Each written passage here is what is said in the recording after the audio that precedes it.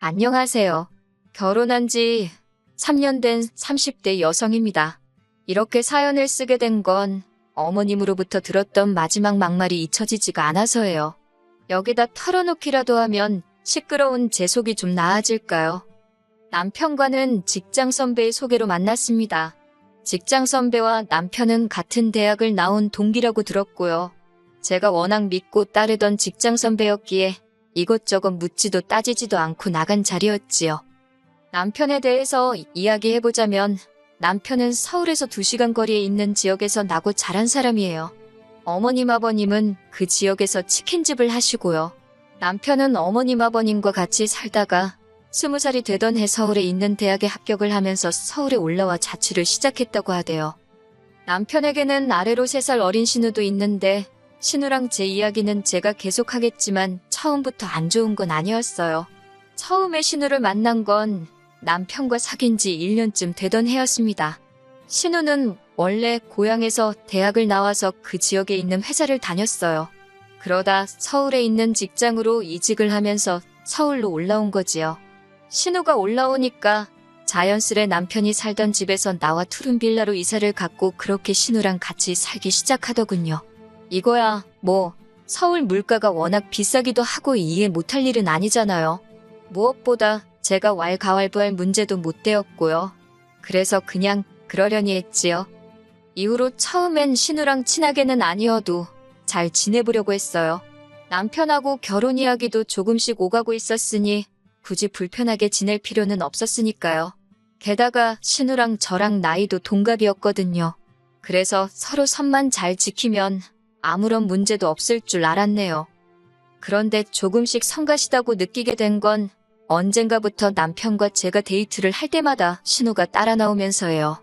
처음엔 서울에 친구도 없고 어쩌고 그래서 그래 뭐 그럴 수도 있지 하고는 같이 다녔지요.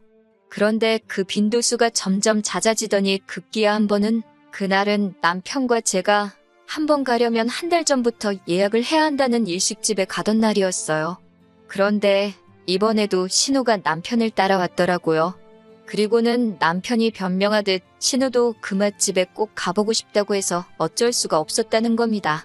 제가 2명밖에 예약을 안 해서 못 들어갈 거라고 하니까 그래도 가서 사정은 해보자고 하는 거예요. 거기서부터 좀 짜증이 났고 솔직히 신우가 어린애도 아닌데 눈치가 없는 건지 남편이랑 저랑 이런 대화를 나누고 있는데도 자긴 아무것도 모른다는 표정으로 뻔뻔하게 서 있는 게 꼴보기 싫대요. 그렇게 어쩔 수 없이 3사람이 일식집으로 향했습니다. 참고로 그 일식집은 시간당 딱 12명만 받는 곳이에요. 종업원이 저희를 보더니 재료도 딱 인원수대로 준비되어 있기 때문에 안 된다고 그러더라고요. 어쩔 수 없어서 제가 그럼 혹시 환불은 되냐니까 그것도 당연히 안 된다 했지요. 그러자 남편이 신우더러 이것 봐라 안 되지 않냐면서 차에서 기다리던지 알아서 하라대요. 그러니까 신우가 갑자기 그 사람들 있는 곳에서 흐느끼며 우는 겁니다. 자기는 서울에 의지할 곳이라곤 오빠랑 저밖에 없는데 저희가 이렇게 나오니까 너무 서운하다나요. 그 황당함은 당해보지 않은 사람이라면 말로 표현이 안 될 거예요. 그래도 다행이라고 해야 할지 남편이 신우 어깨를 잡아 끌어 가게 밖으로 내보내곤 진상 부리지 말라며 네가 어린애냐고 뭐라고 하더라고요. 그리고는 2사람이 무슨 소리를 주고받았는진 몰라도 얼마 지나지 않아 남편이 일식집 안으로 들어왔어요. 그리고 아무 일도 없었다는 듯 저와 함께 식사를 했지요. 얼마 후 식사를 마치고 식당에서 나왔습니다. 그리고 저희는 더 어이없는 상황을 마주하고 말았네요. 신우가 일식집 앞에 멀뚱하게 서 있는 겁니다. 저희를 기다린 건지 아니면 시위라도 하는 건지 너무 창피하고 주변은 모르는 사람들 뿐이었지만 그래도 고개를 못 들겠더라고요. 그러더니 저한테 대뜸 너도 그러는 거 아니랍니다. 말이라도 제가 저 대신 아가씨가 드세요. 그랬어야 한대요. 어이가 없어서 기도 안 차더라고요. 그리고 자기랑 나랑 동갑인데 왜 자꾸야 너 이렇게 부르는 건지 오늘은 한번 짚고 넘어가야겠더군요. 보는 눈들이 느껴져 카페로 자리를 이동했습니다. 제가 먼저 신우더러 나는 당신 오빠랑 사귀는 사이니까 함부로 말 놓지 말라고 호칭도 조심해달라고 했어요. 그러자 너 아직 우리 오빠랑 결혼한 것도 아니잖아 하고는 또 말을 놓더군요. 그래서 결혼한 거 아니어도 지금 그쪽하고 내가 오빠 때문에 알게 된 사이 아니냐, 그러니 조심해달라고 했습니다. 그런데도 신우는 계속 앵무새 마냥 결혼 안 했잖아 소리만 해대더군요. 듣다 못한 제가 남편더러 당신 여동생 귀가 잘 안 들리냐고 한마디 쏘아붙이고는 먼저 카페에서 나와버렸어요. 그날 남편 말로는 제가 카페에서 나가고 난 뒤 신우가 아주 난리도 아니었답니다. 제가 자기를 무시했다면서 오빠가 돼서 어떻게 보고만 있느냐고 남편한테 화풀이를 어지간히 했나봐요. 근데 남편이 중간에서 자기가 이게 무슨 꼴인지 모르겠다고 하소연을 하는데 그건 그거대로 꼴보기가 싫더라고요. 왜 자기 동생 성격이 별나서 그 모양인 걸 나한테 그러는 건지 나더러 그냥 참고 넘어가 주기라도 하라는 뜻인가 싶어서 듣는 것 자체가 불쾌했던 것 같아요. 그래서 남편더러 그런 것도 중간에서 제대로 처신 못할 것 같으면 나랑 결혼은 언감생심 꿈도 꾸지 말라 했습니다. 그러자 남편이 그냥 한 소리라면서 자기는 당연히 제 편이라고 자기가 생각이 짧았다고 미안하다 하대요. 그리고 얼마 뒤 저희는 본격적으로 결혼 준비를 해나가기 시작했습니다. 여기에 관해서도 할 말이 있어요. 남편이 신우와 같이 살고 있었는데 그 집 보증금은 시부모님이 보내주신 얼마와 남편이 모은 돈 얼마로 이루어져 있었거든요. 그러니 남편 입장에선 그 보증금의 일부가 결혼 준비에 필요했지요. 그런데 시부모님께서는 그럴 게 아니라 그 둘이 사는 집에 제가 몸만 들어오면 되지 않겠냐는 식으로 말씀을 하시더래요. 한마디로 신우랑 같이 살라는 거였지요. 성격이 잘 맞는 것도 아니고 서로 사이가 좋은 것도 아닌데 그렇게는 못한다 했습니다. 그러자 어머님 아버님이 그 서울에서 어떻게 여자애 혼자 살라고 하냐고 저더러 괘씸하다 못됐다 말을 막 하시더군요. 참고로 당시 저하고 신우 나이 31, 여자의 소리 들을 나이는 지나도 한참 지났을 때였어요. 그리고 솔직히 전 결혼 엎으려고 했어요. 제가 뭐 남편에 비해 크게 부족한 사람도 아니었고 결혼 전부터 저렇게 막말을 하고 억지를 쓰시는데 결혼을 하면 얼마나 더 심하게 행동하실지 안 봐도 비디오였으니까요. 그런데 다행이라고 해야 할지 남편이 먼저 나서서는 어머님 아버님더러 저한테 말 막 하지 마시라고 화를 내대요. 저도 있는 자리에서 말이에요.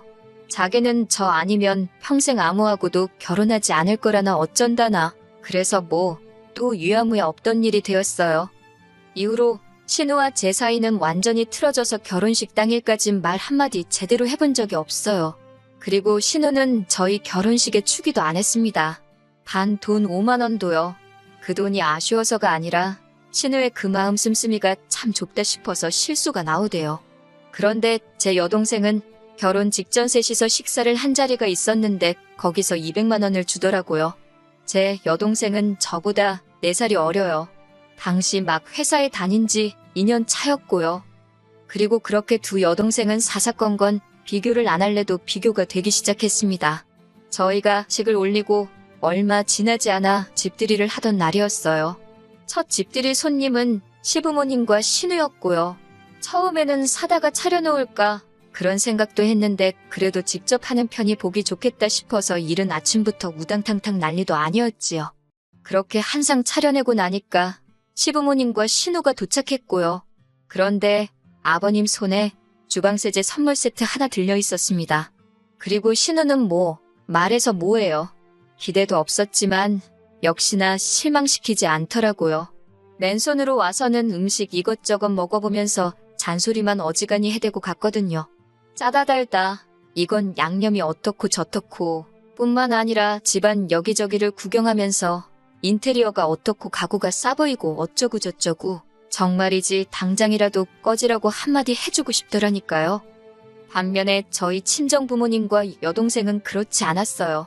일단 집들이라고 했는데도 여동생이 언니 혼자 음식하려면 힘들지 않겠냐면서 그냥 시켜먹던가 나가서 먹자 그러더군요. 그리고 집은 구경만 하면 되지 그러면서요. 그래서 괜찮다고 하니까 그러면 내가 일찍 가서 좀 도와줄까? 그러고 묻대요. 그래서 마음만 고맙게 받겠다 했어요. 그리고 집들이 당일 친정 부모님께서는 뭘 사올래도 다 있을 것 같아서 그냥 현찰로 주신다며 100만 원 주셨습니다. 그리고 여동생은 뭐 백화점에서 유명한 디저트 세트랑 현찰 30만 원 주대요. 제가 결혼식 때도 축의금 많이 하지 않았냐. 이 돈은 받은 걸로 하겠다. 그냥 가져가라 했어요. 그런데 괜찮다면서 하나뿐인 언니인데 이 정도 못 해주겠냐며 기분 좋게 받아달라대요. 이후로도 이런 비슷한 일들은 번번이 있었어요. 명절이라던가 가족 모임이라던가 저나 남편의 생일 같은 날들마다 반복되었지요. 그리고 돈 들어가는 일은 언젠가부터 응당 저희 부부가 담당이었고요.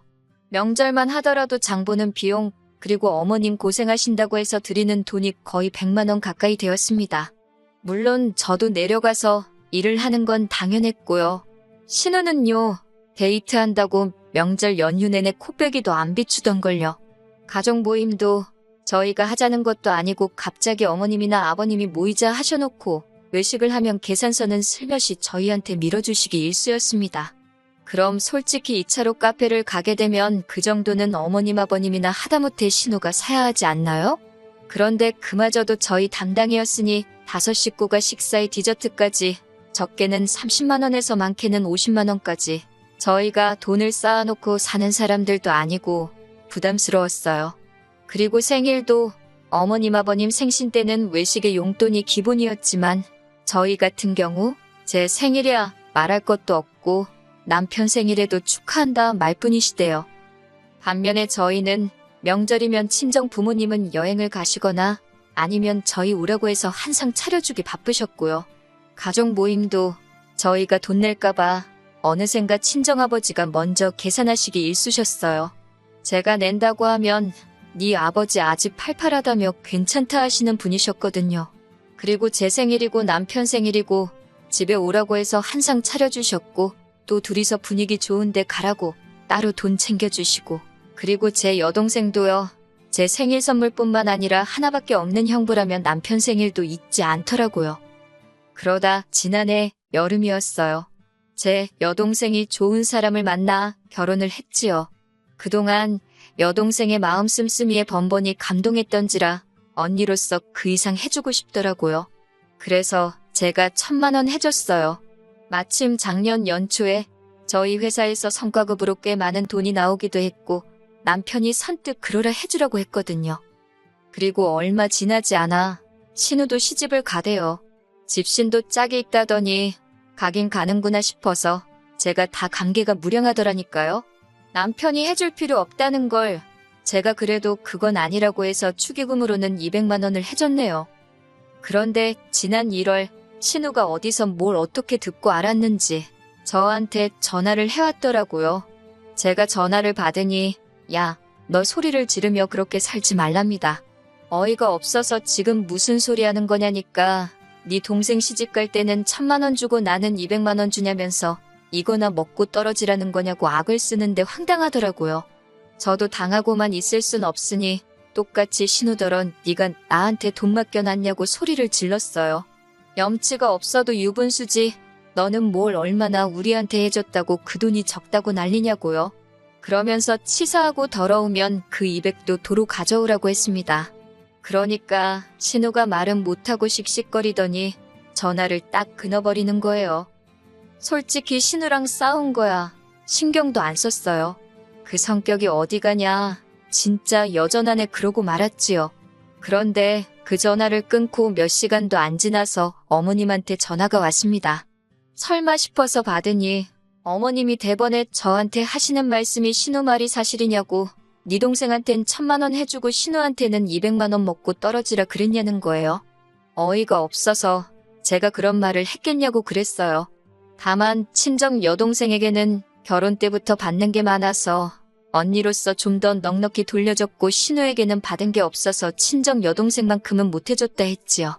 그러자 어머님께서 아무리 그래도 그렇지 사람이 기분이라는 게 있는데 그러면 어쩌냐입니다. 그러면서 저더러 네가 신우한테 윗사람인데 윗사람답게 행동을 했어야 하는 거 아니냐고요. 그래서 윗사람 대접은 한 번도 받아본 적이 없는데 돈 줄 때만 제가 윗사람인 거냐고 따졌어요. 어머님 아버님도 신우가 저한테 말 걸핏하면 놓고 야, 너 하는 거 옆에서 보셔도 뭐라고 한번 하신 적 없으면서 이제 와서 윗사람이니 어쩌니 하시는 거 이상하지 않냐고요. 그리고 그 전화를 옆에서 듣고 있던 남편이 저더러 스피커폰으로 돌리라 하더니 어머님더러 억지 좀 쓰지 마시라고 화를 내대요. 그 1,000만 원 이 사람이 번 돈으로 준 거고 오히려 그 200은 내가 주지 말자는 걸 이 사람이 우겨서 준 건데 알지도 못하고 왜 그러시냐면서. 그러니까 어머님이 사람이 그렇게 계산적으로 살면 못 산다고 손해보듯 살아야 잘 사는 거라면서 마음씨 좀 고쳐먹으라고 저희한테 소리를 지르시는 거예요. 그러면서 저더러 네가 남매 사이 다 갈라놨다고 처음에 신우랑 셋이 살라는데 싫다 결혼 못한다 할 때부터 마음에 안 들었답니다. 그러자 남편이 어머님더러 쓸데없는 소리 하지 말라며 전화를 쾅 끊어버리대요. 전화를 끊고 난 후 한동안 정신이 나간 것처럼 멍하더라고요. 그래도 그동안 제 딴엔 어머님 아버님한테는 잘한다고 해온 것 같은데 당신들 딸 경우 없는 건 생각도 못하시고 저한테 퍼부으시니 어이가 없었다고 해야 할까요? 제가 남편에게 당분간은 어머님 아버님은 못 볼 것 같다 했습니다. 그러자 남편도 자기가 할 말이 없다며 저 편할 대로 하래요. 제 앞에서 얼굴을 못 들겠다면서요. 이후로 매달 보내드리던 용돈과 생활비를 끊었습니다. 그리고는 지난 설에도 아버님 생신 때도 시댁에 안 내려갔어요. 돈도 당연히 안 보냈고요. 어머님 아버님이 그동안 마음에도 안 드는 저를 그렇게 찾아대신 건 다 돈 때문이었다 생각하니 돈을 안 드리는 것 말고는 달리 떠오르는 방법이 없었거든요. 그러자 저한테 문자로 하시는 말씀이 자식 새끼가 돼가지고 늙은 부모 상대로 치사하게 돈 가지고 그러는 거 아니랍니다. 답장도 안 했어요. 저를 자식으로 생각이나 하셨던 건지 믿을 수가 있어야 말이지요. 아무리 팔이 안으로 굽는다지만 이번 일로 어머님께 정말 크게 실망을 했어요. 남편이 일단은 제 편이라서 당장 이혼은 안 하겠지만 남편이 태도를 바꾸진 않을지 모르겠네요. 어머님하고 다시 볼 날이 올지도 모르겠고요. 솔직히 어머님 아버님하고 안 보고 산다고 해도 전 손해볼 게 없거든요. 오히려 편하기만 하지요 뭐. 그래도 이렇게 속에 있던 이야기를 털어내고 나니 후련하네요. 다가오는 어버이날에는 친정 부모님 모시고 여행이라도 다녀와야겠습니다.